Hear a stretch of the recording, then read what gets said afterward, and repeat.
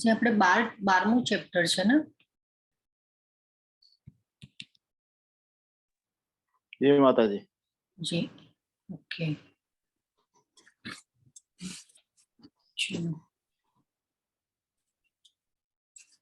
તો બધાનું સ્વાગત કરું છું. મંગલતાને વધાવીને સ્ટાર્ટ કરીએ. વંદેહમ શ્રી ગુરુ શિવોત્પતકમલમ શ્રી ગુરુ વૈષ્ણવાંશ્ચ શ્રી રૂપમ સાગરજાતમ સગણ રઘુનાથાન્વિતમ તમ સજીવમ સાદ્વૈતમ સાવધૂતમ પરિજન સહિતમ કૃષ્ણ ચૈતન્ય દેવમ શ્રી રાધા કૃષ્ણ પાદા સગણ લલિતા શ્રી વિશાખાન્વિતાંશ્ચ. હરે કૃષ્ણ કૃષ્ણ કૃષ્ણ હરે હરે હરે રામ રામ રામ હરે હરે. તો આજે 12મો અધ્યાય ભક્તિ યોગ. ખૂબ સરસ. ભગવાનના ચરણોમાં વંદન કરી અને આપણે આગળ વધીએ. તો આજે આપણો બીજો પડાવ પૂરો થશે આવતીકાલે ભક્તિ યોગનો. 7 થી 12 અધ્યાય ભક્તિ યોગ, 1 થી 6 અધ્યાય કર્મયોગ અને પછી 13 થી 18 અધ્યાય જ્ઞાન યોગ. તો ખૂબ સરસ આજનો પણ અધ્યાય છે. બહુ સરસ અધ્યાય ભક્તિ યોગ ભગવાને સમજાવ્યો છે અને ઓપ્શન પણ ઘણા બધા આજના અધ્યાયમાં આપશે આપણને ભગવાન. આપણે થોડુંક રીકેપ કરી લઈએ બધા અધ્યાયોનું. પાછું આપણે આગળ જેમ જેમ કરતા જઈએ એમ ભૂલતા જઈએ તો એ પણ ન ચાલે. તો અર્જુનના ન લડવાના કારણો કયા કયા હતા? હરે કૃષ્ણ. કૌટુંબિક પરંપરા. યસ. પછી મોહ હતો. હા બરાબર છે. કુટુંબ પ્રત્યેનો મોહ. યસ, કુટુંબ પ્રત્યેનો મોહ. પછી 5 કારણો હતા. કરુણા. યસ, કરુણા. બરાબર છે. કરુણા. પછી પાપ. યસ. બીજા? અનિશ્ચિતતા. કુટુંબ પ્રત્યેનો મોહ. બસ હા યસ બરાબર છે. કૌટુંબિક પરંપરા. યસ. અને હજી એક પહેલું કારણ રહી ગયું. પહેલું કારણ કયું હતું? કે જે ભગવાને માન્ય નથી રાખ્યું. કરુણા. અનિશ્ચિતતા નહીં માતાજી. યસ, કરુણા હતી. પહેલું જ કારણ કરુણાનું આપ્યું. બરાબર ને? હા, કરુણાને ભગવાને માન્ય નથી રાખી. ક્યારેક હિંસા પણ જરૂરી હોય ડિફેન્સ માટે. શાસ્ત્રમાં લખેલું છે આપણા કે આપણા ઉપર ચોર હુમલો કરે, આપણા ઘરે કઈ ચોર આવ્યા તો આપણે ડિફેન્સ કરીએ કે નહીં? આપણા ઉપર કોઈ હુમલો કરે તો આપણે ડિફેન્સ કરવો પડે. તો એના માટે માન્યતા. એટલે ભગવાને અહીંયા પણ કરુણાને માન્ય નથી રાખી. હા, આમાં ભગવાને દૈવી ગુણોમાં આપણે જોઈ ગયા 16મા અધ્યાયમાં લેવલ 1માં પણ કે કરુણા જે છે ભક્તમાં કરુણા હોવી જોઈએ, પરંતુ ભગવાને અહીંયા કરુણાને માન્ય નથી રાખી. એ પછી બીજા અધ્યાયમાં જોયા હતા ભગવાનના અનુભૂતિના તબક્કા જોયા હતા. કયા કયા હતા? 3 તબક્કાઓ હતા. આત્મ સાક્ષાત્કારના તબક્કા. આપણે શરીર નથી, આત્મા છે. હા, એ બરાબર. એ તો આપણે એક લેસન થયું બીજા અધ્યાયનું. પણ અનુભૂતિના તબક્કા કયા કયા હતા? 3 તબક્કાઓ હતા. આપણે ભગવાનને 2 રીતે ઓળખ્યા હતા. બ્રહ્મા, પરમાત્મા અને ભગવાન. યસ, ખૂબ સરસ માતાજી. ઈના માતાજી, ખૂબ સરસ. તો બ્રહ્મ, પરમાત્મા અને ભગવાન અનુભૂતિના તબક્કા 3. સત, ચિત્ત અને આનંદ. એ પછી આપણે ભગવાનના ઐશ્વર્ય જોયા હતા.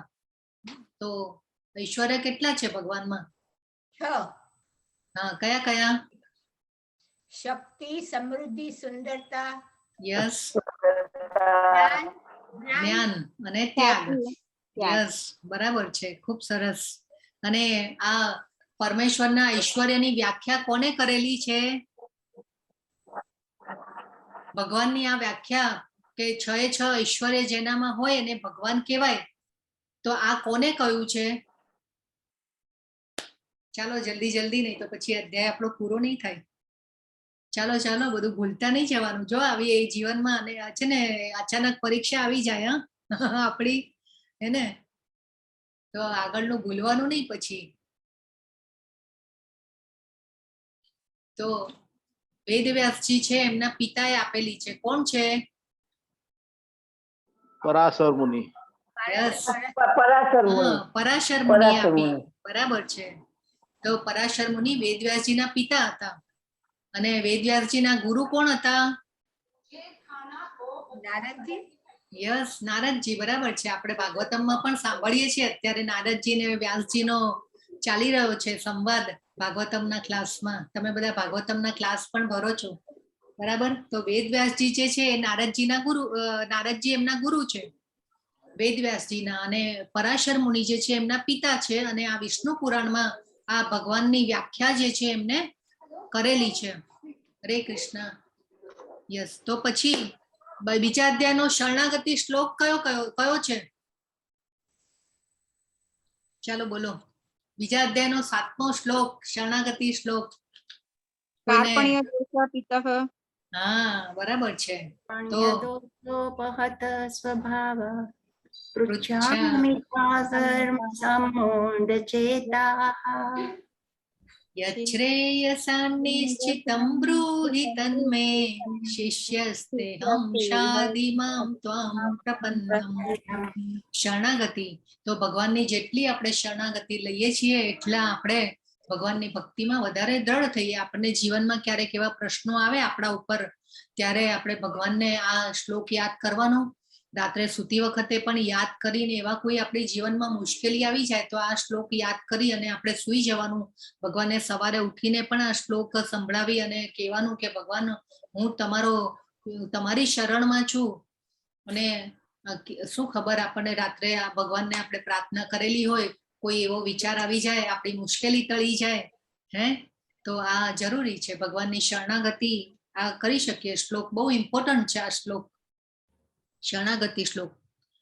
એ પછી આપણે બીજા અધ્યાયમાંથી ખૂબ સરસ મહત્વનો પોઈન્ટ આપણે જોયો કે આપણે શરીર નથી, આપણે આત્મા છીએ. એ તો આપણે લાઈફ ટાઈમ યાદ રાખવાનું છે. જો આ નહીં યાદ રાખીએ તો પછી આપણે ઓનલી ને ઓનલી શરીર માટે જ કાર્ય કરીશું, હંમેશા ઇન્દ્રિય તૃપ્તિના જ કાર્યોમાં ફસાયેલા રહીશું. તો ત્રીજા અધ્યાયમાં આપણે કર્મના પ્રકાર જોયા હતા. કયા કયા હતા? ચાલો જલ્દી જલ્દી, 15 મિનિટ. સકામ કર્મ, નિષ્કામ કર્મ, અકામ કર્મ. હા, અને કર્મ. વિકર્મ અને નિષ્કામ કર્મ. વિકર્મ Yes. કર્મ નિષ્કામ કર્મ. યસ, બરાબર છે. કર્મ, વિકર્મ, અકર્મ, નિષ્કામ કર્મ, અને સકામ કર્મ. યસ, સકામ કર્મ. બરાબર છે. સકામ કર્મ, આપણે બધા સકામ કર્મીઓ છીએ. આપણે બધા કંઈક ઈચ્છા અને આપણી સ્વાર્થ માટે પણ ઘણીવાર આપણે ભક્તિ પણ કરતા હોય છે. પણ આપણે કેવી ભક્તિ કરવાની છે?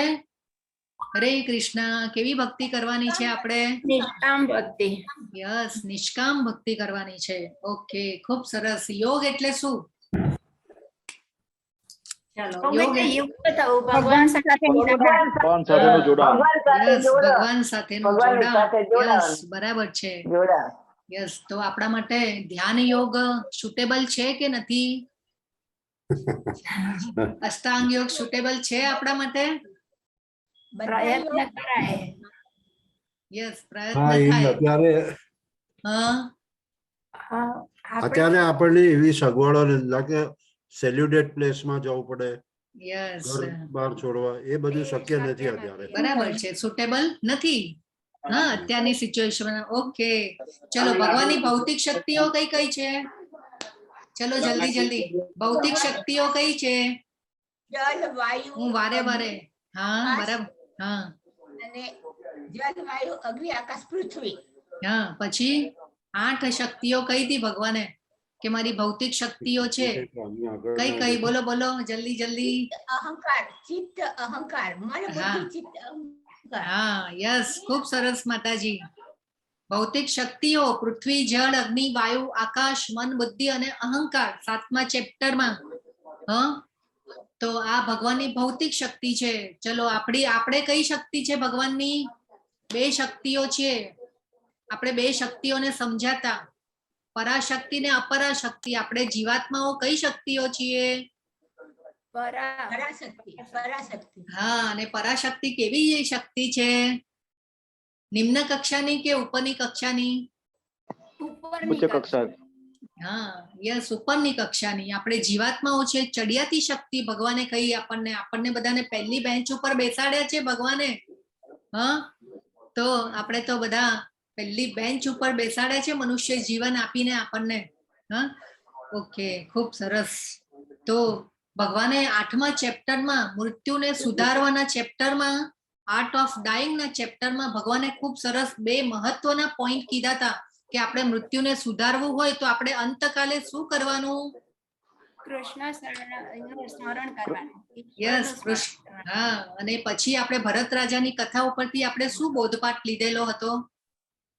બીજો પોઈન્ટ પણ આપણે બે પોઈન્ટ મહત્વના કીધા હતા 8મા ચેપ્ટરમાં. હા, એક તો પહેલું માતાજી બોલ્યા, બીજો શું હતો? જે ભરત રાજાની કથા ઉપરથી આપણે ભગવાને કહેલું કે આપણે જે ભાવનું અંતકાલે સ્મરણ કરીએ છીએ એવા ભાવને આપણે પામીએ છીએ. પામીએ અને છીએ. યસ, અને ભગવાનને જો યાદ કરીએ છીએ તો આપણે ભગવાન જેવી દિવ્ય પ્રકૃતિને પામીએ છીએ. બરાબર છે? આ મહત્વના 8મા ચેપ્ટરના પોઈન્ટ હતા. ઓકે, અનસૂય વે એટલે શું? ઈર્ષા ના કરવી. યસ, ખૂબ સરસ માતાજી. યસ, ઈર્ષા ન કરવી. ઓકે, અર્જુનજીને કેટલા સર્ટિફિકેટ આપ્યા ભગવાને? ઈર્ષા નથી એમને. બરાબર છે, એક પહેલું સર્ટિફિકેટ. હા, પછી બીજા બીજું સવ્યસાચી. સવ્યસાચી. પછી નિષ્પાપ. ગુડાકેશ. હા, ગુડાકેશ પણ. એ તો નામ તરીકે સંબોધન કરે છે ગુડાકેશ એ તો, પણ નિષ્પાપ. માતાજી નિષ્પાપ. યસ, નિષ્પાપ. બરાબર છે. ઓકે, ખૂબ સરસ. અને પછી પહેલું સર્ટિફિકેટ આપ્યું હતું એ તો ભૂલી ગયા બધા કે અર્જુન કોણ છે એટલે જ્ઞાન આપી રહ્યા છે ભગવાન. પરમ મિત્ર છે યસ, મિત્ર, અને પરમ ભક્ત છે પરમ ભક્ત અને મિત્ર. અને મારો પ્રિય ભક્ત છે એમ કીધું. યસ, મારો પ્રિય ભક્ત. ઓકે, ખૂબ સરસ. અને હજી પણ 16મા અધ્યાયમાં પણ એક વન્સ મોર કર્યું હતું ભગવાને. એકવાર વધારે સર્ટિફિકેટ આપ્યું હતું. કયું હતું? 16મા અધ્યાયનું નામ શું છે? દૈવી ગુણો અને આસુરી ગુણો. તો એમાં પણ ભગવાને કહ્યું કે તું દિવ્ય ગુણો સાથે, દૈવી ગુણો સાથે તું જન્મ્યો છે. યસ, એટલે તો આ પણ એક સર્ટિફિકેટ હતું અર્જુનજી માટે. કેટલા બધા સર્ટિફિકેટો આપ્યા હે. કૌંતેય કે ત્યારે કોને યાદ કરવાના? કુંતી માતાને. કુંતી માતાને. કેમ યાદ કરવાના? કુંતી માતા બહુ મોટા ભક્ત હતા કૃષ્ણના. યસ, ખૂબ સરસ. કોઈ થાય ચાલો. એમ. કોઈ થાય એટલે નહીં યાદ કરવાનું. યસ, ખૂબ સરસ. ઓકે, અર્જુનજીને વિશ્વરૂપ બતાવ્યું ભગવાને. 3 સ્વરૂપ બતાવ્યા ભગવાને. ચલો, કયા કયા હતા વિશ્વરૂપમાં? એક તો વિશ્વરૂપ, પછી બીજા 2 સ્વરૂપ પણ બતાવેલા. કયા? યસ, ચતુર્ભુજ. અને પછી દ્વિભુજ. દ્વિભુજ. યસ, ખૂબ સરસ. તો ભગવાનનું મૂળભૂત રૂપ કયું છે? મોરલી મનોહર. યસ, મુરલી મનોહર. હા, અને દ્વિભુજ સ્વરૂપ, જે મુરલી મનોહર દ્વિભુજ સ્વરૂપ જે છે એ ભગવાનનું મૂળભૂત રૂપ છે, વ્યક્તિ રૂપ છે. બરાબર છે? ખૂબ સરસ. તમે બધા ખૂબ સરસ ધ્યાનથી સાંભળો છો. અને આજે એક્સરસાઇઝ આપણે કરી, તો આવી રીતે ક્યારેક એક્સરસાઇઝ કરતા રહીશું. બરાબર ને? તો ભગવાને 11માં હવે બધા મ્યુટ કરી નાખજો. તો 11મા અધ્યાયમાં ભગવાને 54મા અધ્યાયમાં ભગવાને કીધું, હે અર્જુન, માત્ર અનન્ય ભક્તિ દ્વારા જ મને મૂળ રૂપમાં જાણી શકાય છે કે જે રૂપમાં હું તારી સામે ઉભો છું, અને એ જ રીતે મારું પ્રત્યક્ષ દર્શન પણ કરી શકાય છે. કેવળ આ જ રીતે તું મારા વિશેના જ્ઞાનના રહસ્યને પામી શકીશ.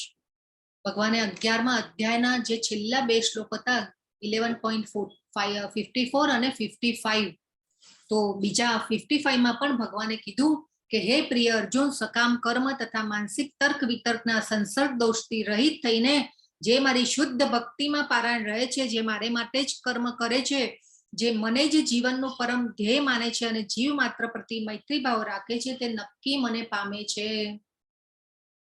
તો હવે ભગવાન 12મા અધ્યાયમાં આ ભક્તિ કેવી રીતે કરવી, ભગવાને આ 11મા અધ્યાયમાં કહ્યું કે ભાઈ મારી ભક્તિ દ્વારા જ મને મૂળ રૂપમાં જાણી શકાય છે.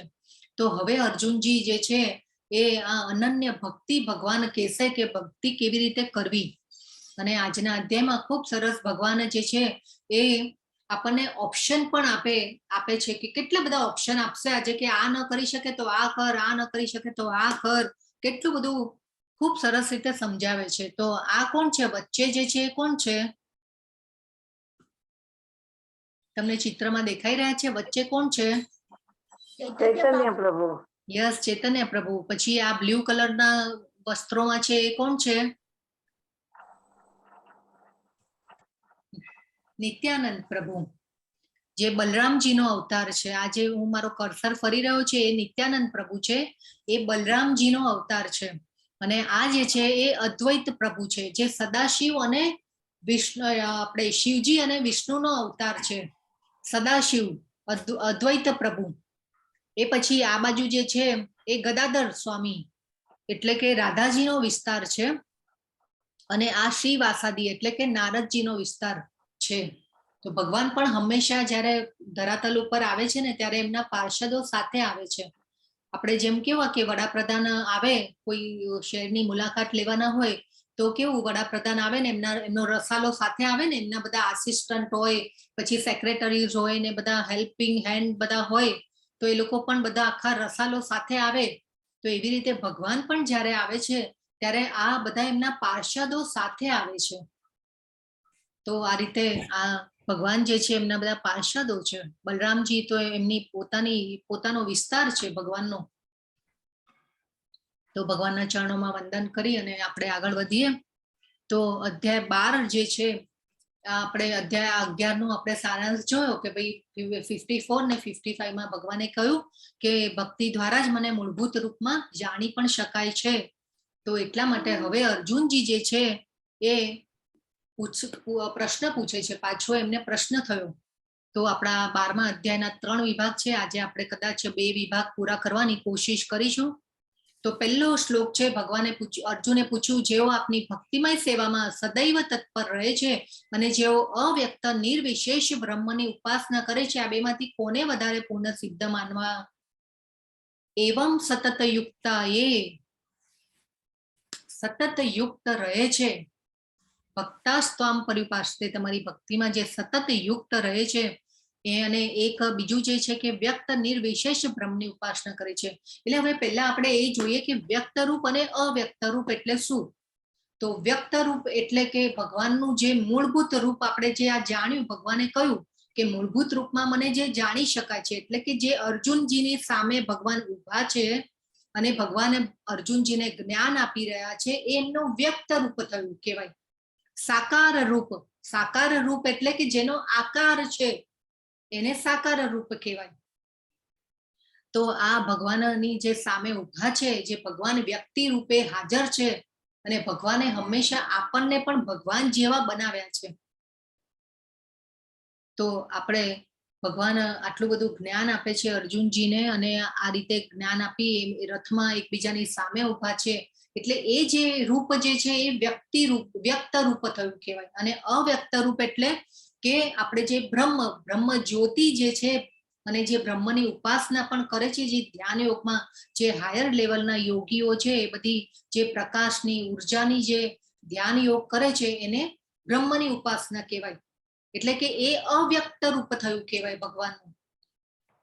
તો અર્જુનજી જે છે એમને વિશ્વરૂપમાં આ બધો પ્રકાશ પુંજ પણ જોયો ભગવાનની અંદર, અને ભગવાનને તો પોતે તો સામે પાછા રથમાં ઉભેલા જ છે. એટલે હવે જે આ અર્જુનજી જે છે એમની સ્થિતિ એટલે કે પોતે ભગવાનને સગુણ સાકાર રૂપમાં જોઈ રહ્યા છે, અને એમના મિત્ર છે ને એમના ભક્ત છે. એટલે હવે અર્જુનજી એમની સ્થિતિને, જેને કહેવાય ને કે એકદમ ક્લિયર કરવા માંગી લે છે કે તમે આ ભગવાન કહી રહ્યા છે કે ભાઈ મૂળભૂત રૂપમાં મને જાણી શકાય છે, તો પછી ત્યારે પણ બ્રહ્મની ઉપાસના કરવા વાળા હશે. એટલા માટે અર્જુનજીએ આ પ્રશ્ન પૂછ્યો છે. અને બીજું એ કે આ જે 6થા અધ્યાયમાં 47મો જે શ્લોક હતો, એમાં ભગવાને કહ્યું હતું કે જે ધ્યાન યોગ કરે છે એ બ્રહ્મને ભલે જે ધ્યાન યોગની જે ઉપાસના કરે છે એ પણ રસ્તો મને પામવાનો જ છે, મને મળવાનો જ છે, પણ એ જરા અઘરો છે રસ્તો. અને છેલ્લે એ ધ્યાન યોગ સમજાવી અને અષ્ટાંગ યોગ સમજાવીને ભગવાને એ પણ આપણને જણાવ્યું હતું કે જે યોગીઓમાંથી જે યોગી અત્યંત શ્રદ્ધાપૂર્વક મને પરાયણ હોય છે, પોતાના અંતઃકરણમાં મારું જ ચિંતન કરે છે અને મારી જ પ્રેમમય સેવા કરે છે, તે યોગમાં મારી સાથે અત્યંત ગાઢ રીતે સંકળાયેલો છે ને તે બધામાં સર્વોચ્ચ છે. આ જ મારો ભક્ત છે. એટલે કે ભક્તિ યોગી જે છે એ ભગવાને સર્વશ્રેષ્ઠ કર્યો. 6થા અધ્યાયમાં પણ ભગવાને આ સ્ટેટમેન્ટ આપણને પહેલા પણ આપી દીધેલું હતું. તો અર્જુનજી એ ક્લિયર કરવા માંગે છે કે આ બે પદ્ધતિઓમાંથી કઈ પદ્ધતિ વધારે પૂર્ણ કહેવાય. હવે અર્જુનજી જે છે આ એકદમ કહેવાય ને કે એમની સ્થિતિ, પોતાની સ્થિતિ પણ ક્લિયર કરવા માંગે છે ને આપણા માટે પણ બધું ક્લિયર કરવા માંગે છે. એટલે ભગવાન જે છે હવે જવાબ આપશે. તો જે લોકો ભક્તિ દ્વારા પરમેશ્વરની પ્રત્યક્ષ સેવા કરે છે એને એટલે એ લોકોને સગુણવાદી કહેવાય. આપણે બધા આપણા ગુજરાતીઓના ઘરમાં પણ લગભગ બધાના ઘરે લાલનની પૂજા થતી હોય છે. તો આપણે બધા સગુણવાદી ભક્તો કહેવાઈએ. અને જે આ બ્રહ્મની ઉપાસના કરે છે, જે પ્રકાશ ઉર્જાની ઉપાસના કરે છે, એ લોકો નિર્વિશેષવાદી કહેવાય. તો આ જે છે એ ફરક છે, એટલે કે વ્યક્ત રૂપ અને અવ્યક્ત રૂપ. તો ભગવાન જે છે હવે બીજા શ્લોકમાં જવાબ આપશે. તો ભગવાન કે છે બીજા શ્લોકમાં કે જે મનુષ્યો મારા સાકાર રૂપમાં પોતાના મનને એકાગ્ર કરે છે અને અત્યંત શ્રદ્ધાપૂર્વક મારી પૂજા કરવામાં પરાયણ રહે છે તેઓ મારી દ્રષ્ટિએ પરમ સિદ્ધ છે. ભગવાને એકદમ જેને કહેવાય ને કે સ્ટ્રેટ ફોરવર્ડ કહી દીધું કે જે મનુષ્યો મારા સાકાર રૂપમાં પોતાના મનને એકાગ્ર કરે છે અને અત્યંત શ્રદ્ધાપૂર્વક મારી પૂજા કરવામાં પરાયણ રહ્યો છે તેઓ મારી દ્રષ્ટિએ પરમ સિદ્ધ છે. કોઈ કિંતુ પરંતુ નહીં. હા, એકદમ ભગવાને જે આ ભગવદ ગીતામાં જે પણ કહ્યું છે ને એકદમ સ્ટ્રેટ ફોરવર્ડ, આપણને કોઈ કિંતુ પરંતુમાં રાખ્યા જ નથી ને કોઈ પઝલમાં રાખ્યા નથી. કેવું એકદમ સ્ટ્રેટ ફોરવર્ડ ભગવાને કહી દીધું આપણને કે મારા સાકાર રૂપમાં પોતાના મનને એકાગ્ર કરે છે એ મારી દ્રષ્ટિએ પરમ સિદ્ધ છે. આપણે ખાલી પ્રકાશ હોય ને ખાલી બ્રહ્મ હોય, પ્રકાશને આપણે ભોગ ધરાવી શકીએ, પ્રકાશને આપણે શૃંગાર કરી શકીએ, પ્રકાશને આપણે કોઈ વસ્તુમાં આપણે જેને કહેવાય ને કે આપણે ખાલી જે અગ્નિનો ગોળો જેવું હોય ને આમ મૂકીને આપણે પૂજા કરતા હોય તો આપણે કરી શકીએ. પણ આ ભગવાનની વિગ્રહ પૂજામાં આપણને કેટલો આનંદ આવે છે. તો એ આ સાકાર રૂપ થયું કહેવાય, વ્યક્ત રૂપ થયું કહેવાય. અને એ શાસ્ત્રોએ માન્યતા આપેલી છે વિગ્રહ પૂજા એટલે કે મૂર્તિ પૂજા.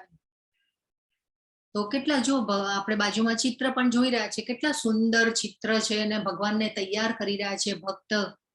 આપણા ઘરમાં પણ આપણા વિગ્રહ હોય ભગવાનનો અને એમને તૈયાર કરવાનો, શૃંગાર કરવાનો, બધું એમને સેવા કરવાનો કેટલો આપણને આનંદ આવે.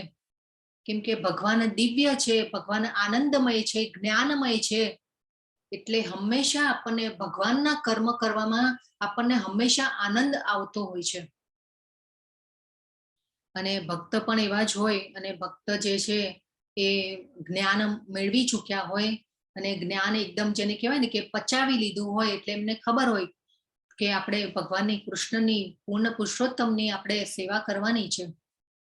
તો ખૂબ સુંદર મજાના ઇસ્કોનના જે પણ મંદિરોમાં જાઓ ને એટલા સુંદર આમ સરસ શૃંગાર હોય અને એટલું મન આમ આપણને આમ તરબતર થઈ જાય આપણું મન કે ત્યાં જ ઉભા રહીએ અને આપણે અહીંયાથી હટીએ જ નહીં. એટલું સુંદર આમ શૃંગાર હોય ને આપણને એટલું આનંદ આવે દર્શન કરવામાં પણ.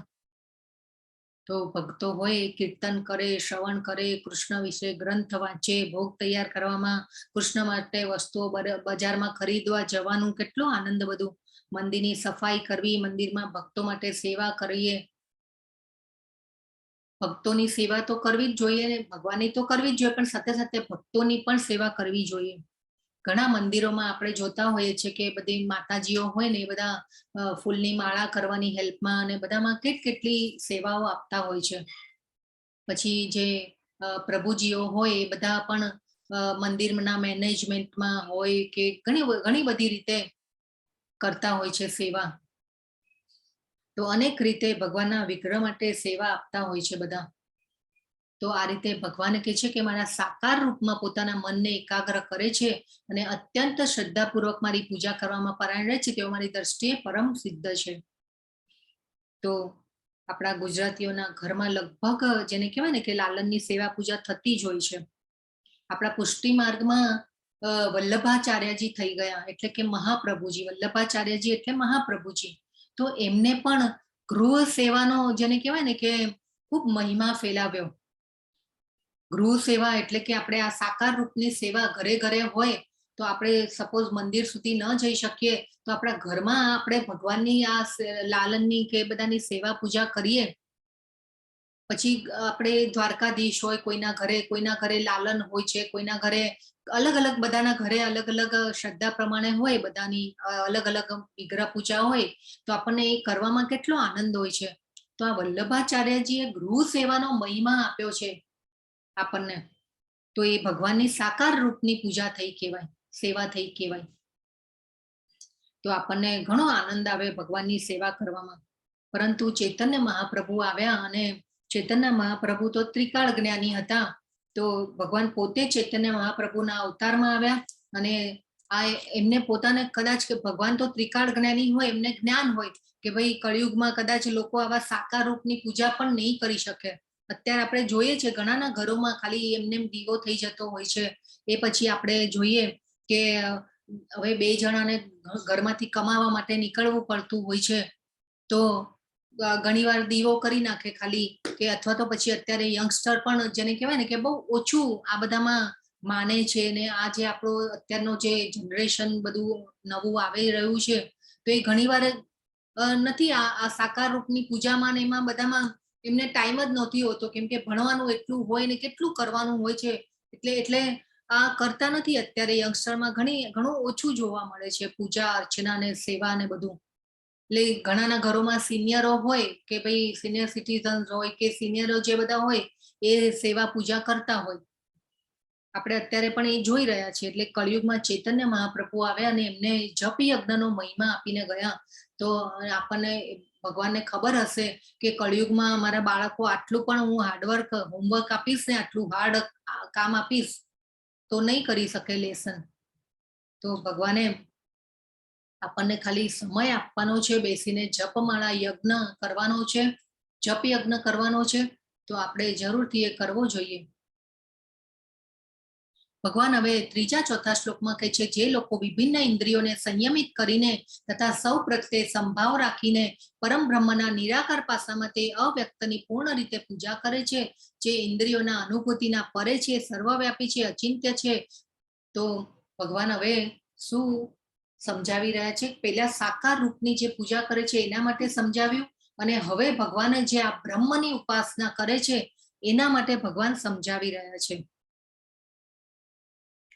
બીજી બાજુ પણ હંમેશા ભગવાને 2 બાજુ સમજાવી છે, સિક્કાની 2 બાજુ સમજાવી છે. પહેલા સાકાર રૂપને વિશે કહી દીધું કે મારા મત પ્રમાણે સાકાર રૂપમાં જે મનને એકાગ્ર કરે છે એ પૂર્ણ સિદ્ધ છે. પરંતુ અહીંયા ભગવાને એ પણ સમજાવે છે કે આ જે ધ્યાન યોગ બ્રહ્મની ઉપાસના કરે છે એ રસ્તો, એ ડેસ્ટિનેશન પણ મને મળવા માટેનો જ છે. ડેસ્ટિનેશન 2 સેમ છે. તું મને પૂછીશ તો હું તને કહીશ કે ભાઈ અર્જુનને કહી રહ્યા છે ભગવાન કે તું ડેસ્ટિનેશન મારા એક જ છે, મને જ પામવા માટેના છે. પણ આ જે રસ્તો જે છે એ ભગવાન આગળ કહેશે કે ભાઈ અઘરો છે. તો ધ્યાન યોગ આપણે 6થા અધ્યાયમાં પણ જોઈ ગયા. અર્જુનજીએ કહ્યું કે તમે જે અષ્ટાંગ યોગ બતાવ્યો, ધ્યાન યોગ જે બતાવ્યો એ મને અવ્યવહારુ અને નિભાવી ન શકાય એવો લાગે છે. પરંતુ ભગવાને એના જવાબમાં એ પણ કહ્યું કે એ અભ્યાસ દ્વારા અને વૈરાગ્ય દ્વારા શક્ય બની શકે કરવો હોય તો. ઘણા અત્યારે પણ આપણા જોઈ રહ્યા છીએ, આપણે ઘણા એવા હાયર લેવલના ઉચ્ચ યોગીઓ સંન્યાસીઓ હોય એ આવી રીતે બ્રહ્મની ઉપાસના કરે છે. અનેક સંસ્થાઓમાં પણ ધ્યાન દ્વારા બધું જેને કહેવાય ને કે બ્રહ્મની આવી રીતે પ્રકાશની ઉર્જાની બધા કરતા હોય છે ઉપાસના. પરંતુ આપણે જોયું 6થા અધ્યાયમાં, આપણે લેવલ 2 ના 6થા અધ્યાયમાં આપણે જોઈ ગયા કે ભાઈ જે બ્રહ્મની ઉપાસના કરવા વાળા છે એ લોકોને રોજની રોજ એટલી પ્રેક્ટિસ કરવી પડે ધ્યાનની, અને અમુક ઘણા લાંબા ટાઈમ પછી એ જેને કહેવાય ને કે મન જે છે સમાધિમાં લાગે, અને કદાચ ન લાગ્યું તો પછી સંસારમાં પાછા પણ ફરે. અને એ પછી તો જેને કહેવાય કે બ્રહ્મની ઉપાસના કરીને પછી બ્રહ્મમાં વિલીન થઈ જાય. પણ એ પછી બ્રહ્મનો પડદો જે છે, બ્રહ્મ જ્યોતિ આપણે ગોલોક ચાટમાં જોયું પણ ત્યાંથી ઉપર પણ જવાનું છે, ભગવાનના ધામમાં પણ પહોંચવાનું છે, તો ત્યાં સુધી પહોંચી શકતા નથી. એટલે જે ભગવાનના ધામમાં પહોંચી અને ભગવાનના ગોલોક ધામમાં પહોંચી અને પછી જે ભગવાન સાથે રહેવાનો મોકો, ભગવાનની સેવાનો મોકો એ ચૂકી જાય છે, જે બ્રહ્મની ઉપાસના કરે છે એ લોકો. તો આ ખૂબ જેને કહેવાય ને કે અઘરો રસ્તો છે. આપણે એક માળા કરવામાં પણ શરૂઆતમાં બેસીએ ને ત્યારે આપણે જોઈએ છીએ કે માળા હાથ ફેરવતું હોય, પણ મન જે છે એ આપણું ક્યાંય ને ક્યાંય વિચારોમાં ફરતું હોય છે. તો આપણે આ જે ધ્યાન યોગ કોઈ કહે કે ભાઈ એકાંતવાસમાં બેસી અને તમારે ધ્યાન કરવાનું છે, કોઈ રૂમના ખૂણામાં કે ઘરના એક ખૂણામાં બેસીને ધ્યાન યોગ કરવાનો છે, તો આપણે ન કરી શકીએ. કેટલા બધા વિચારો ક્યાંનું ક્યાં મન પહોંચી જતું હોય છે. આપણે કોરોનાના ટાઈમમાં પણ જોયું હતું કે એક રૂમમાં પુરાઈને બેસી રહેવાનું આવ્યું 15 દિવસ, તો જેને કહેવાય ને લોકોને ડિપ્રેશન આવી ગયા હતા કે કોઈ સાથે બોલવાનું નહીં, કોઈ સાથે ચાલવાનું નહીં. કેટલું બધા રડે, લિટરલી રડે, ડિપ્રેશનમાં આવી ગયા હતા લોકો. તો આપણે આવો ધ્યાન યોગ જે છે, ભગવાન કહે છે કે મારી પાસે આવવાનો રસ્તો છે, પણ ભગવાન આગળ કહેશે કે 5મા શ્લોકમાં ભગવાન કહે છે કે જે મનુષ્ય ક્લેશો અધિકતર રસ્તે શામ, ભગવાન કહે છે આ રસ્તે આવવામાં કલેશ છે.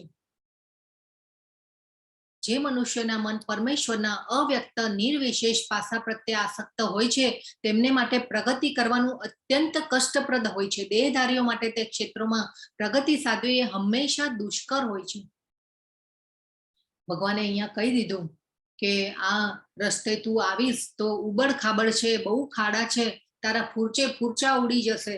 ભગવાન કહે છે દેહધારીઓ એટલે કે આપણે શરીરધારીઓ જે છે, જેને શરીર મળે છે એ દેહધારીઓ કહેવાય. એટલે ભગવાન કહે છે દેહધારીઓ માટે તે ક્ષેત્રોમાં પ્રગતિ સાધવી હંમેશા દુષ્કર હોય છે.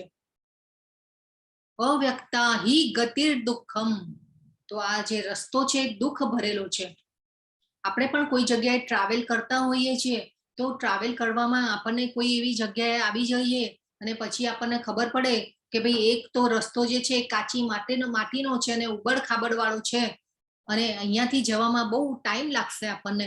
પણ પછી કોઈ મળે આપણને ને કોઈ કહે કે નહીં આ રસ્તે જાઓ તમે, ત્યાં એ રસ્તો જે છે એ બહુ પાક્કો ડામરનો છે અને ખૂબ સરસ રોડ છે, રોડ બનેલો છે, તો આપણે કયા રસ્તે જવાનું વિચારીએ.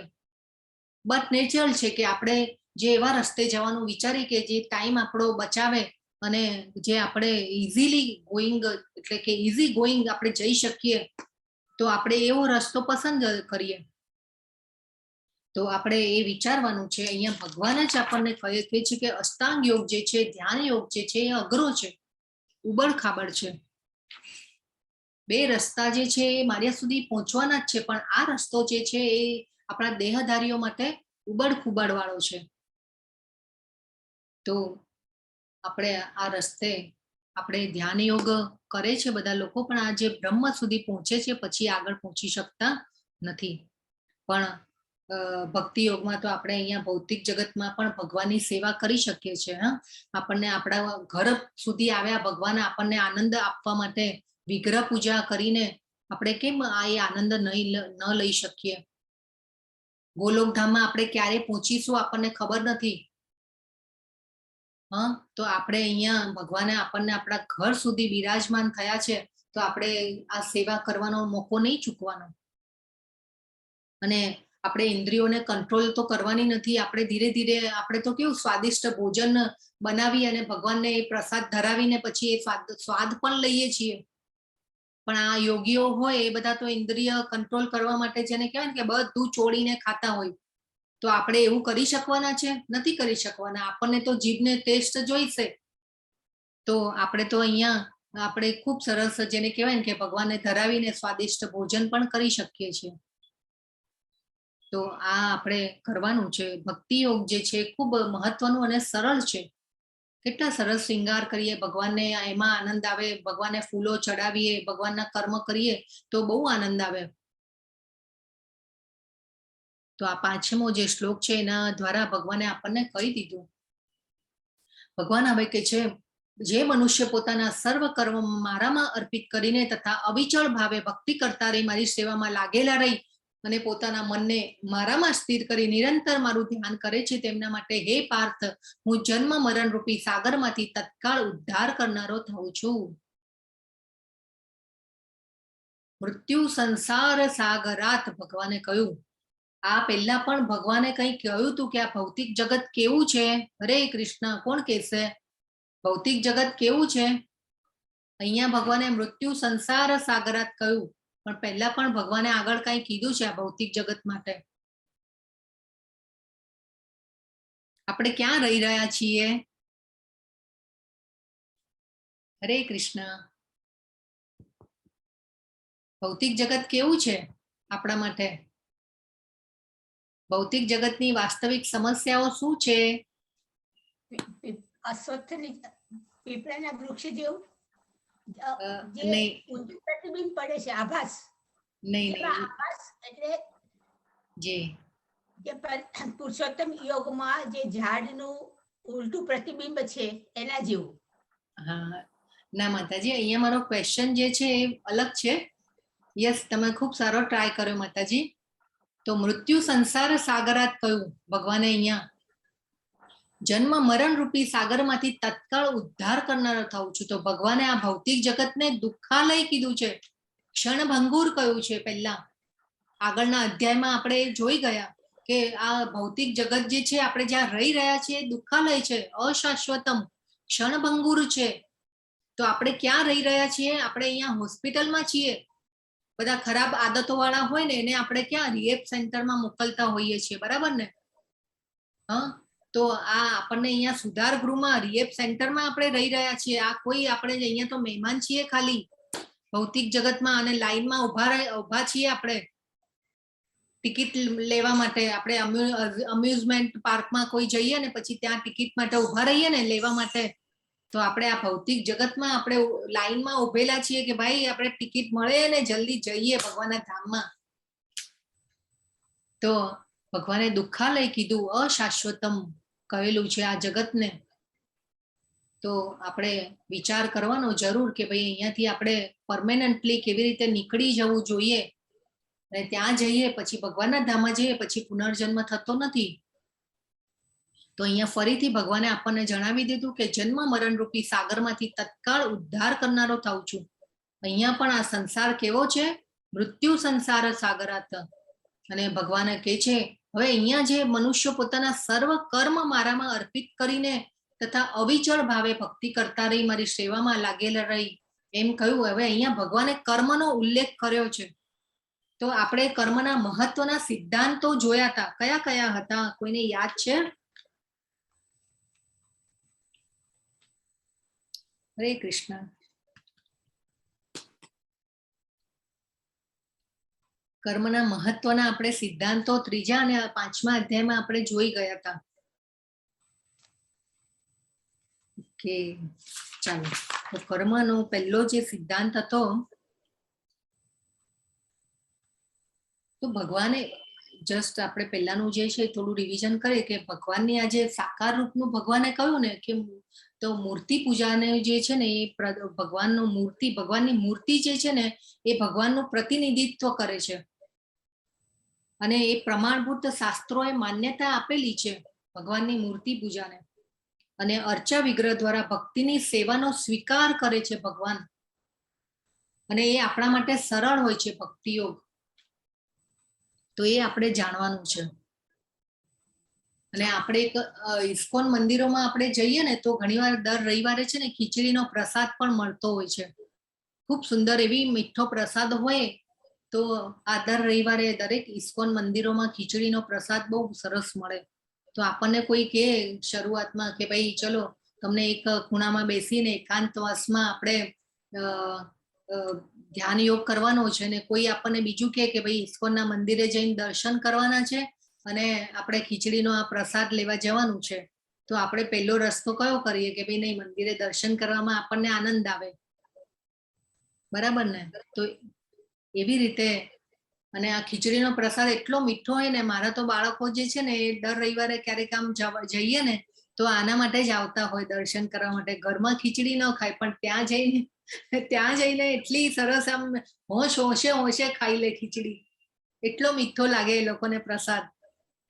તો આવું છે ભગવાન આમ આમ છે ને આમ આપણને ખેંચે એમની તરફ. તો આવું છે બધું.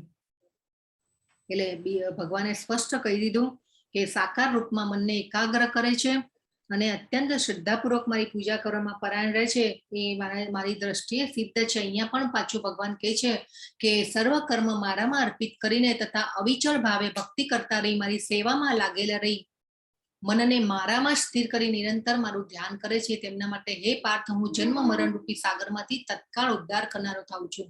તો ભગવાન જો કેવું સુંદર ચિત્ર છે. ભક્તને માટે હંમેશા ભક્તની ઉપર છે ને ભગવાનની વિશેષ કૃપા હોય છે.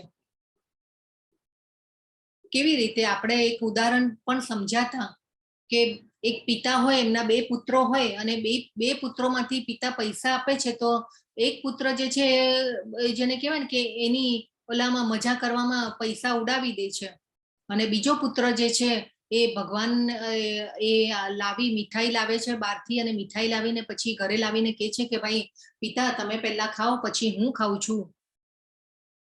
તો પહેલા પિતાને આપે છે અને પછી હું ખાઈશ. તો કયો પુત્ર વાલો લાગે ભગવાનને? બટ નેચરલ છે કે જે મીઠાઈ લાવીને પિતાને કહે છે કે પિતા નહીં પહેલા તમે ખાઓ પછી હું લઉં છું તમે પણ લો સાથે. તો આ ભગવાન જે છે ભક્ત માટે આવી રીતે વિશેષ કૃપા ધરાવે છે. ભક્તની ઉપર હંમેશા ભગવાનની વિશેષ કૃપા રહે છે અને ભગવાન પોતે જવાબદારી લે છે આ જન્મ મરણ રૂપી સાગરમાંથી તત્કાળ ઉદ્ધાર કરવા માટે પોતે જવાબદારી લે છે. તો આપણે અનન્ય ભક્તિ કરવાની છે. ભક્તિ જે છે એ જેને કહેવાય ને કે રહસ્ય છે. ભક્તિની પ્રાપ્તિ થવી ને બહુ દુર્લભ છે. ભગવાન કહે છે ને બહુ નામ જન્મ નામ અંતે જ્ઞાનવાનમ પ્રપદ્યતે. અનેક જન્મો પછી જ્યારે જ્ઞાન થાય છે ત્યારે મારી શરણે આવે છે. આપણને કેમ આ ભગવદ્ ગીતાની ઈચ્છા થઈ તમે બધા લેવલ 2માં લેવલ 1માં કરીને લેવલ 2માં આવ્યા હજી આગળ જશો બધા લેવલ 3 પણ કરી રહ્યા છે. તો આ બધી ભગવાનની કૃપા છે આપણા ઉપર. આપણે આપણી જાતને ભાગ્યશાળી માનવી જોઈએ અને આપણે અનેક જન્મો પાર કરી અને આપણે આવ્યા છીએ. તો આ આપણે જાણવાની જરૂર છે. તો ભગવાન હવે કે છે કર્મનો અહીંયા ઉલ્લેખ કર્યો તો આપણે પાછું રિકેપ કરી લઈએ કે પહેલો જે મહત્વનો સિદ્ધાંત ભગવાને બતાવ્યો હતો તેમને કહ્યું હતું કે મનુષ્ય પોતાના જીવનના નિર્વાહ માટે પણ કર્મ તો કરવું જ પડશે. કર્મ કર્યા વગર મનુષ્ય જીવનનો નિર્વાહ પણ કરી શકતો નથી. તો એ પહેલો જે કર્મનો સિદ્ધાંત હતો એ આપણે જોયો હતો. આપણે મહત્વના સિદ્ધાંતોની જે 3જો ને 5મો અધ્યાય પૂરો કર્યો ને પછી આપણે એક એવા નોટ ડાઉન કરેલા. તો નિરંતર કર્મ તો આપણે કરતા જ રહેવાનું છે. કર્મ ક્યારેય છોડવાના નથી. બીજો સિદ્ધાંત હતો કે આપણે સ્વધર્મનું પાલન કરવાનું છે. ભગવાને આપણને જે પણ નિયત ડ્યુટીમાં મૂક્યા છે એમાં રહીને આપણે સ્વધર્મ નિભાવવાનું છે. એટલે આપણે પિતા પુત્ર ભાઈ બહેન ભાભી જે પણ રોલમાં છીએ આપણે એને પૂરી નિષ્ઠાથી એને નિભાવવાનો છે. સ્વધર્મનું પાલન કરવાનું છે. એવું નહીં કે ધકેલ પંચા 150 એટલે જેમ તેમ કરી નાખ્યું એવું નહીં. નિષ્ઠાથી કરવાનું છે. તો આ બીજો ગોલ્ડન રૂલ થયો. પહેલો આપણે સમજ્યા કે નિરંતર કર્મ કરતા જ રહેવાનું છે. ત્રીજો છે કે આપણે આપણા ગુણો અને સ્વભાવ પ્રમાણે આપણે કાબેલિયત પ્રમાણે અને આપણી એક્સપર્ટીઝ અને આપણી કાબેલિયત પ્રમાણે આપણે કર્મ કરવાના છે.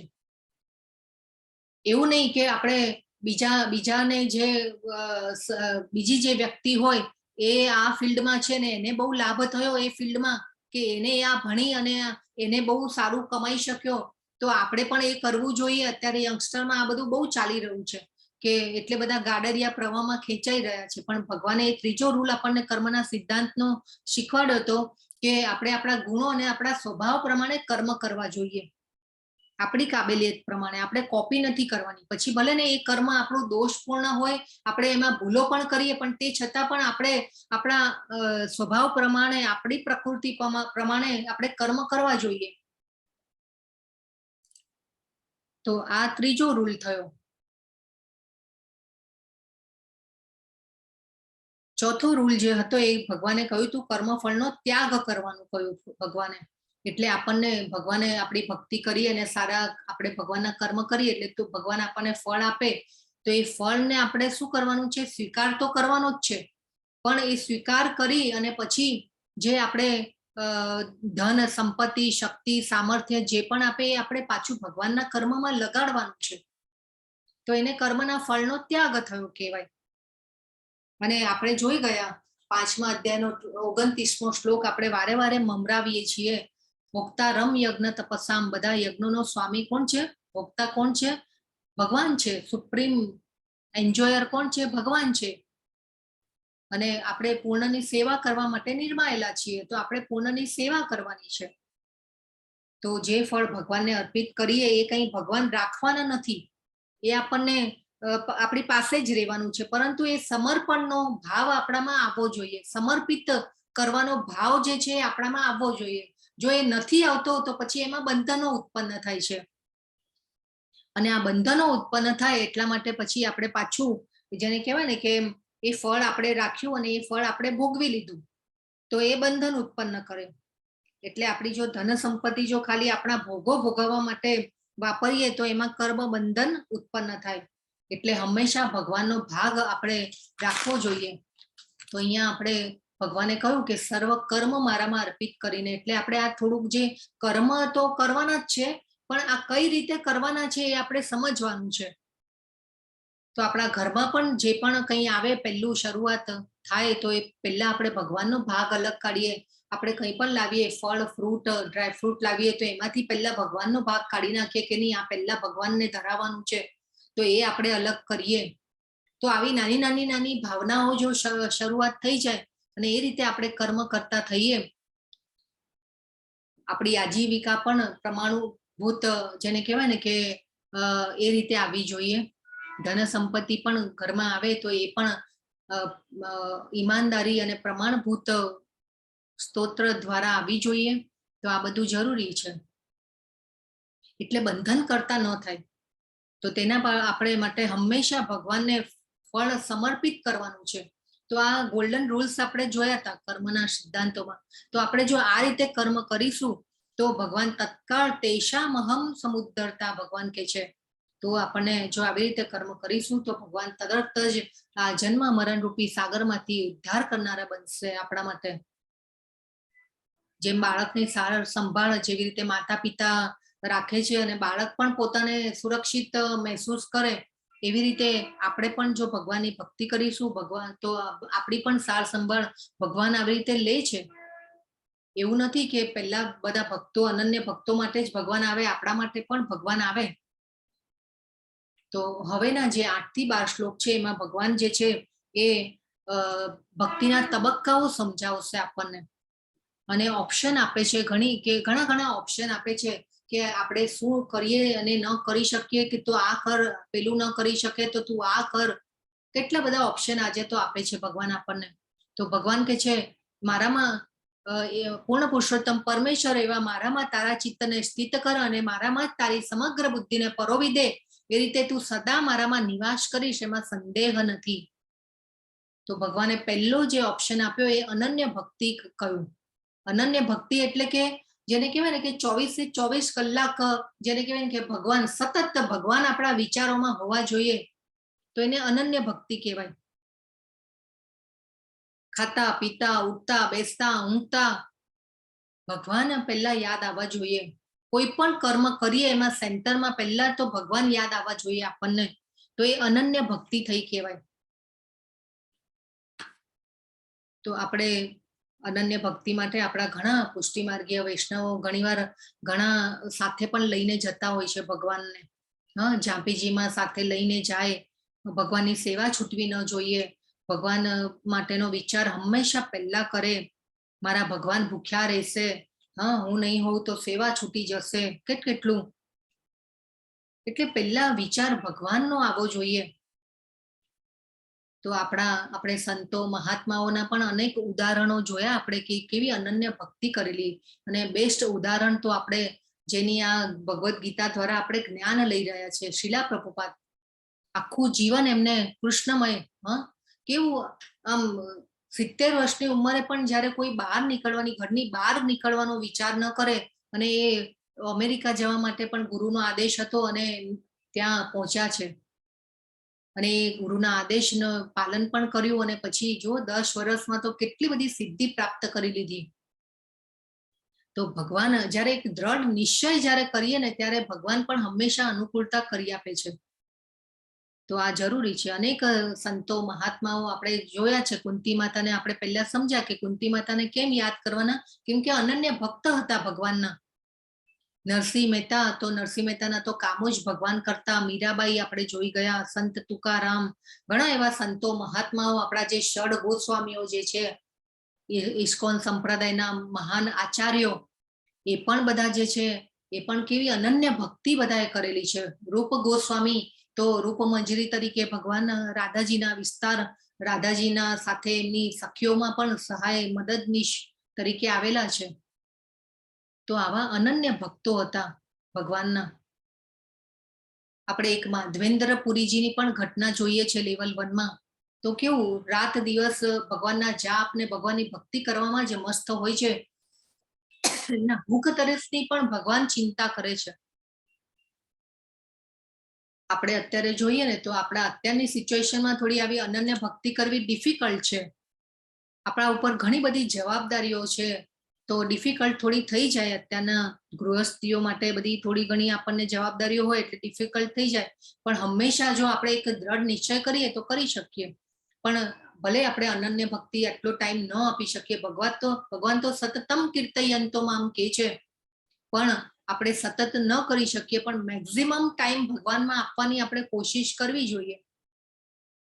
આપણી પાસે જો મહામૂલી સંપત્તિ હોય ને તો એ સમયની છે. સમય જે છે મહામૂલી સંપત્તિ છે, આપણી મૂડી છે. આપણી કરોડો રૂપિયા આપી દઈશું ને બધાને, ભગવાને સરખો સમય આપ્યો છે. કરોડો રૂપિયા આપી દઈશું ને તો 1 મિનિટ કોઈને ઓછી નથી થવાની, કોઈનામાં 1 મિનિટ વધારે નથી થવાની. એટલે હંમેશા આપણે ભગવાનને સમય આપવો જોઈએ.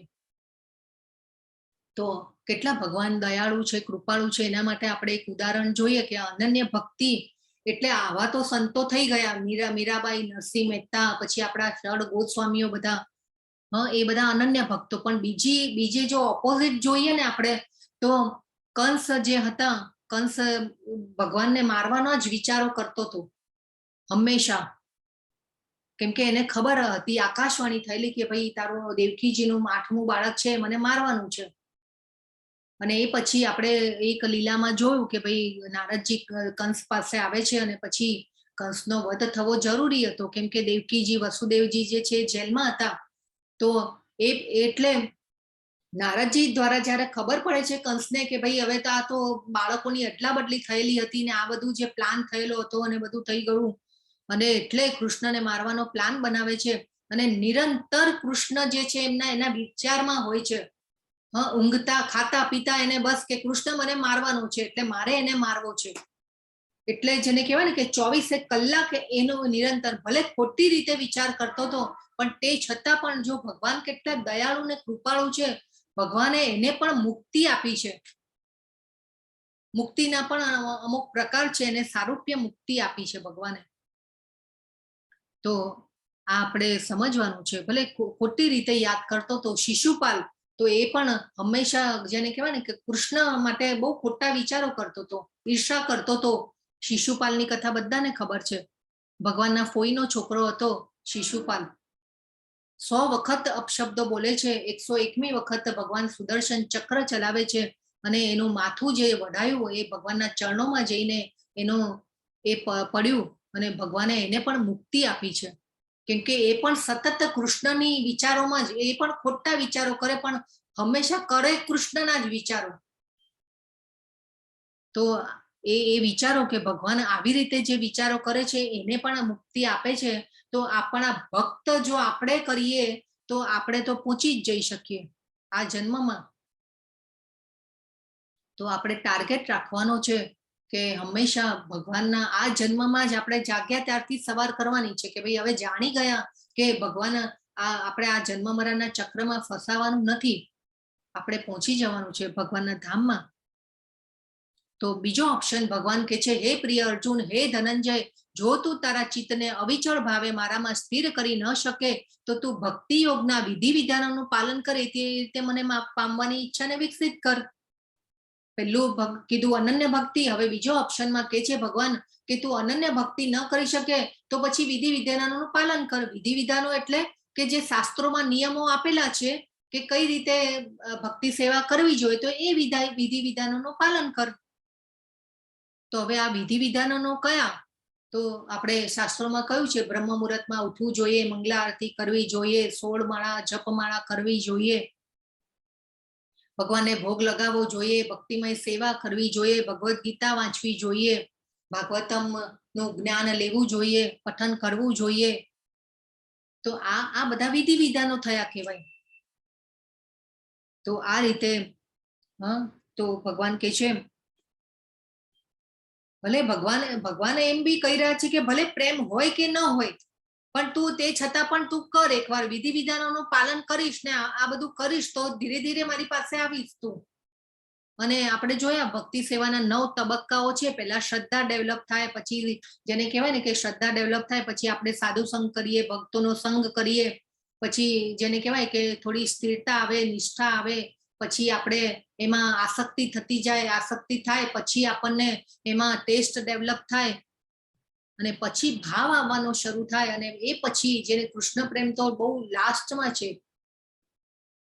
તો આપણે આ વિધિ વિધાનોનું પાલન કરવાનું. ઈશ્વર માટેનો પ્રેમ હંમેશા બધાના હૃદયમાં સુષુપ્ત અવસ્થામાં ધરબાયેલો પડ્યો હોય છે, કેમ કે આપણે ભગવાનના અંશ છીએ. આપણે જોયું કે સોનાના રજકણો જે છે એ સોનાનો એક જ ભાગ જ છે, પછી આગના જે તણખલાઓ હોય એ પણ આગનો એક ભાગ જ છે.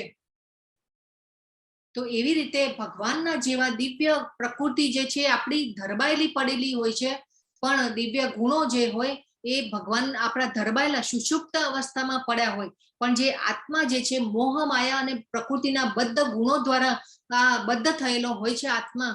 એટલે આપણે આપણી સ્વરૂપ અવસ્થાને ભૂલી જઈએ છીએ. આપણે ઓળખી નથી શકતા કે આપણે કોણ છીએ, ક્યાંથી આવ્યા છીએ, આપણે શું કરવાનું છે ને ક્યાં જવાનું છે.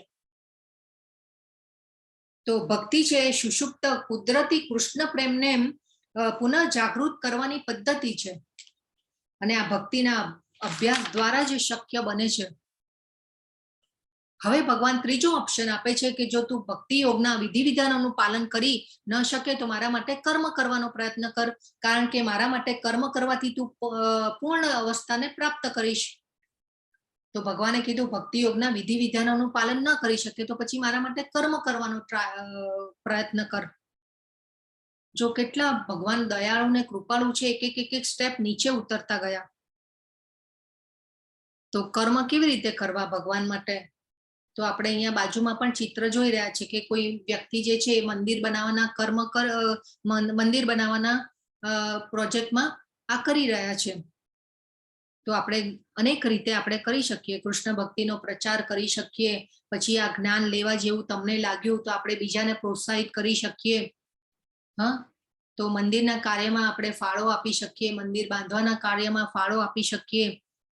દરેક કાર્યમાં આપણને જમીન, સંગઠન, ટીમ વર્ક, શ્રમની પણ, મહેનતની પણ જરૂર પડે છે. કોઈ પણ કાર્યમાં જોઈ લો આપણે કે એના માટે સ્થાન જરૂરી છે, મૂડી, પૈસા જરૂરી છે.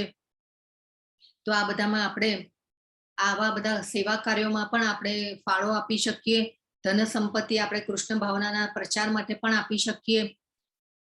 તો આપણે પણ ઘણા બધા આપણા ટીચર્સ, વોલેન્ટિયર્સ ને બધા કામ કરી રહ્યા છે. શેના માટે? તો આ ભગવાનના કર્મ કરી રહ્યા છે. તો આ રીતે આપણે કર્મ કરવું જોઈએ ભગવાન માટે. યુદ્ધમાં પણ ભગવાન અર્જુનજીને કહી રહ્યા છે કે ભાઈ તું મારા માટે કર્મ કર.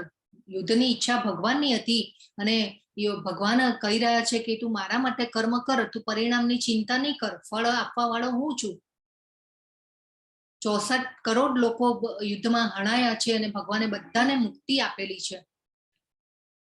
તો ભગવાન કે છે મારા માટે કર્મ કરવાથી પણ તું પૂર્ણ અવસ્થાને પ્રાપ્ત કરી શકીશ, અર્જુનજીને કહી રહ્યા છે. પણ અર્જુનજી જે છે મૂંઝવણમાં મુકાયેલા છે, એટલે એમને ભગવાન જે કહી રહ્યા છે ને બધું દ્વિઅર્થી લાગી રહ્યું છે, એટલે સમજી શકતા નથી જલ્દીથી. એ પછી વિશ્વરૂપ જોયા પછી, જેને કહેવાય ને કે પ્રોપર મોહ જે છે એમનો દૂર થઈ ગયો છે. હવે ભગવાન કહે છે જો તું મારી આ ભાવનામાં રહી કર્મ કરવા પણ અસમર્થ હોય તો તું પોતાના સર્વ કર્મોના ફળોનો ત્યાગ કરી કર્મ કરવાનો તથા આત્મસ્થિત થવાનો પ્રયત્ન કર. તો હવે ભગવાન પાછો હવે ચોથો ઓપ્શન આપી રહ્યા છે કે મારી ભાવનામાં એટલે કે કર્મના ફળનો ત્યાગ કર. પહેલું કીધું અનન્ય ભક્તિ કર, બીજું કીધું વિધિ વિધાનોનું પાલન કર, ત્રીજું કીધું કે મારા માટે કર્મ કર, અને હવે ચોથું કહી રહ્યા છે કે કર્મના ફળોનો ત્યાગ કર. જો એ પણ 3 ઓપ્શનમાંથી કંઈ ન કરી શકે તો તું કર્મના ફળોનો ત્યાગ કર. તો આ કર્મના ફળોનો ત્યાગ કેવી રીતે કરવાનો? તો આપણે ઘણીવાર આપણા જીવનમાં ઘણું બધું આપણને એમ થાય કે ભાઈ ધન એકઠું થઈ ગયું છે, બધું આપણું જીવન પણ સિક્યોર થઈ ગયું છે, તો આપણે પછી શું કરીએ કે ભાઈ હવે તો મૃત્યુ તો નિશ્ચિત જ છે, આપણે થોડું પુણ્યનું ભાથું બાંધી લઈએ.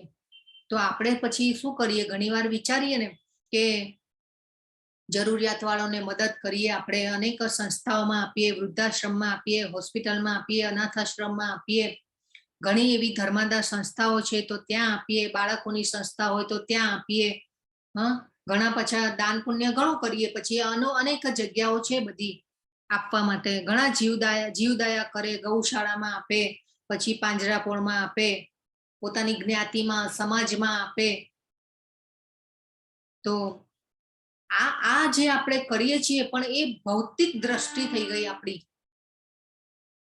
તો આપણે આપણી જે એટલે આ કર્મનું ફળ જે છે એનો આપણે ત્યાગ કરીએ કે આવી સંસ્થાઓમાં આપીએ કે ક્યાંય પણ આપીએ તો આપણે શું કરીએ છીએ કે કર્મના ફળનો આપણે ત્યાગ કરી રહ્યા છે.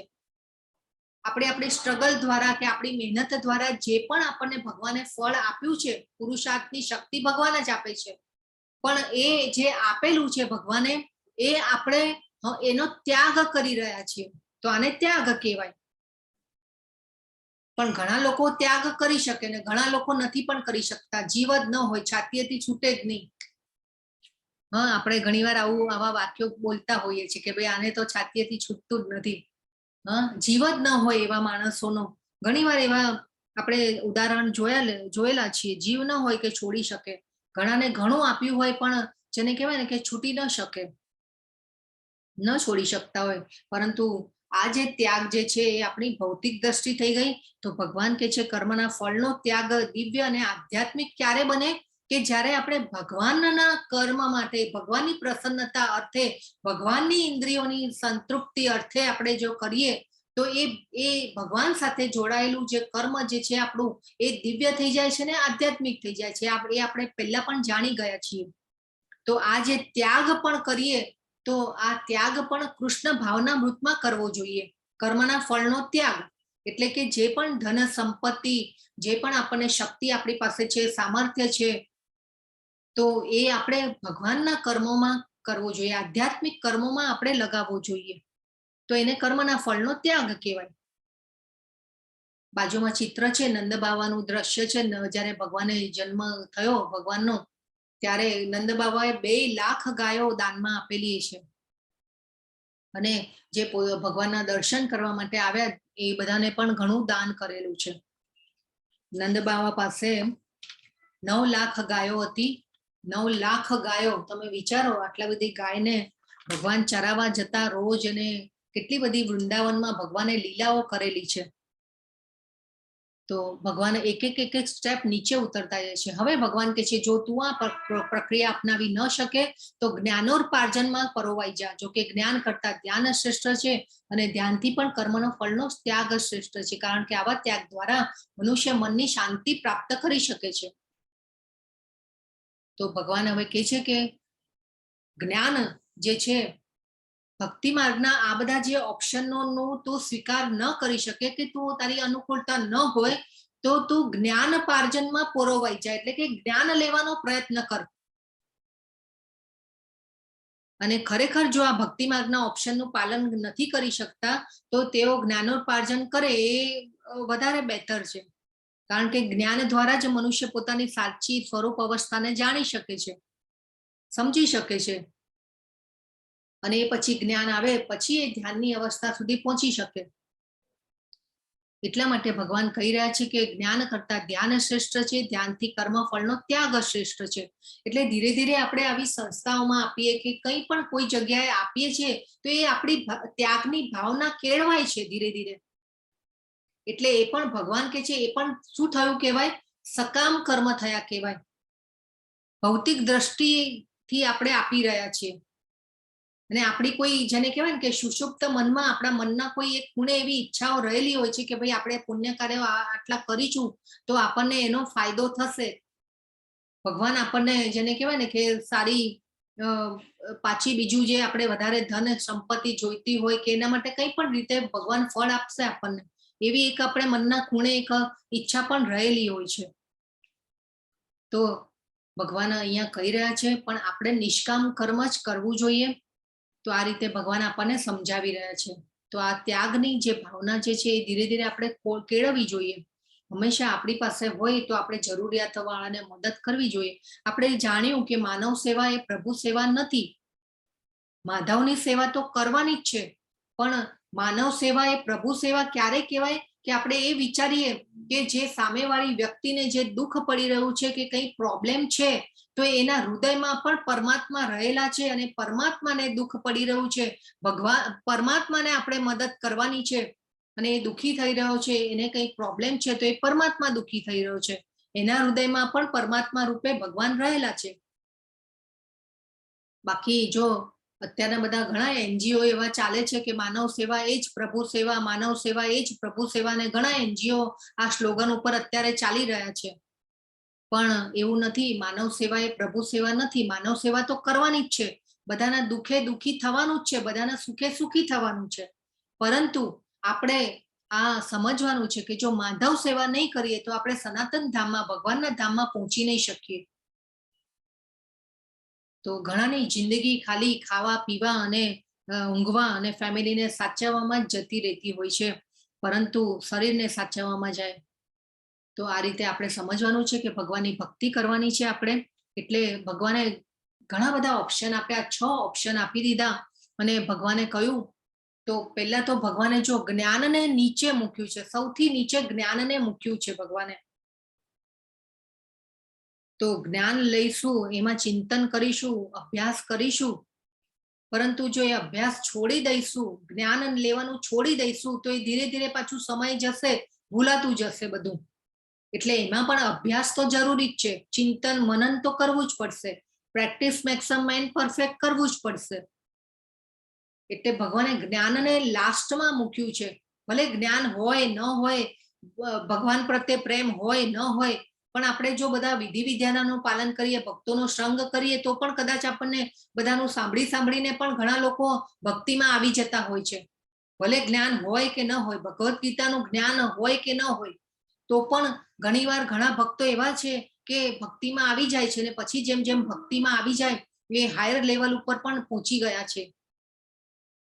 તો આ રીતે જ્ઞાન જે છે જરૂરી નથી. ભગવદ્ ગીતા જાણવા માટે કે ભક્તિ કરવા માટે ગીતાના શ્લોકો મોઢે આવડવા જોઈએ એ જરૂરી નથી. નહીં આવડતા હોય તો પણ આપણે ભક્તિ તો કરી શકીશું, ભગવદ્ ગીતાને જાણી શકીશું. એ પછી આવે છે ઉપર ધ્યાનને મૂક્યું, પણ ભગવાન કે છે ધ્યાન કરતા પણ સકામ કર્મ ઉપર મૂક્યું. હવે સકામ કર્મ એટલે આપણી કોઈ ઈચ્છા અને સ્વાર્થ માટે ભગવાનની ભક્તિ કરીએ તો પણ ભગવાન કે છે કે ભાઈ ચાલો તું એ પણ કર, પણ એ બાને પણ તું મારી પાસે તો આવે છે, તારા કોઈ ઈચ્છા સ્વાર્થ માટે પણ તું મારી પાસે આવે છે. આપણે જોયું તું કે કેવા લોકો શરણાગત થાય છે ભગવાનને, દુઃખી, અર્થાર્થી, જિજ્ઞાસુ, જ્ઞાની. એટલે કંઈ મેળવવાની આશા માટે પણ આપણે જઈએ છીએ ભગવાન પાસે, તો એ સકામ કર્મ થયું કહેવાય. તો ભગવાન એનાથી પણ ઉપર નિષ્કામ કર્મને મૂકે છે અને એનાથી પણ ઉપર સાધના ભક્તિને મૂકે છે અને પછી તો સૌથી ઉપર તો અનન્ય ભક્તિ.